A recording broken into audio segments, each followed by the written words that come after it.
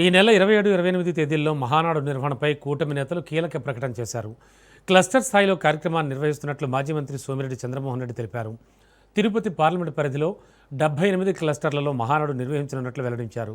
దేశంలోనే సంక్షేమంలో కూటమి ప్రభుత్వం అగ్రస్థానంలో నిలుస్తోందని నేతలు పేర్కొన్నారు. ఏడాదికి 33,000 కోట్ల రూపాయలను సంక్షేమ పథకాలకే కేటాయిస్తున్నామని తెలిపారు. గత 2 ఏళ్లుగా సుపరిపాలన అందిస్తున్నామని, ఇచ్చిన ప్రతి హామీని నెరవేర్చుతున్నామని స్పష్టం చేశారు. రేపు 27-28 మహానాడు నెల్లూరులో ఉండింది వర్చువల్ మీటింగ్. ఓన్లీ క్లస్టర్ లెవెల్లో వర్చువల్ మీటింగ్ జరగద్ది మే 27-28. ఇప్పుడు తిరుపతి పార్లమెంట్లో 78 క్లస్టర్లు ఉన్నాయి. 78 క్లస్టర్లు 27-28 ఉదయం నుంచి సాయంత్రం దాకా జరుగుతాయి. రాష్ట్రమంతా ఆల్మోస్ట్ ఇంపార్టెంట్ ప్లేస్లన్నీ మహానాడు జరిగినాయి. ముఖ్యమంత్రిగా చంద్రబాబు నాయుడు గారు బాధ్యతలు స్వీకరించి 2 ఏళ్ళు అవుతుంది. సంక్షేమంలో దేశంలో మేము ఫస్ట్ ఉన్నాం.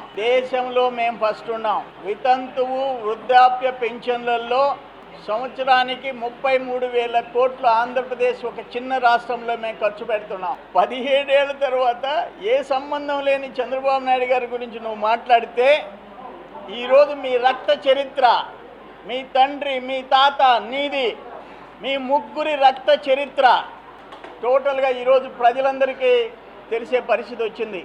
నేను ఒక్కటి అడుగుతుండా, ఏ మాత్రం ఒక ముఖ్యమంత్రిగా పనిచేసిన వ్యక్తివి నువ్వు 17 ఏళ్ల తర్వాత అసలు ఇటువంటి ఫ్యాక్షన్ పాలిటిక్స్, రక్త చరిత్రలకు ఎలాంటి సంబంధం లేని క్లీన్ క్యారెక్టర్ చంద్రబాబు నాయుడు గారి మీద నాకు అనుమానం అని చెప్పి నీ గోతిని నువ్వే తవ్వుకున్నావు.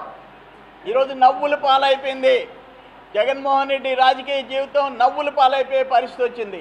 రాష్ట్రంలో ఒక ప్రధాన ప్రతిపక్ష పార్టీ ఇటువంటి దిగజారుడు రాజకీయాలకి రావటం చాలా బాధాకరం.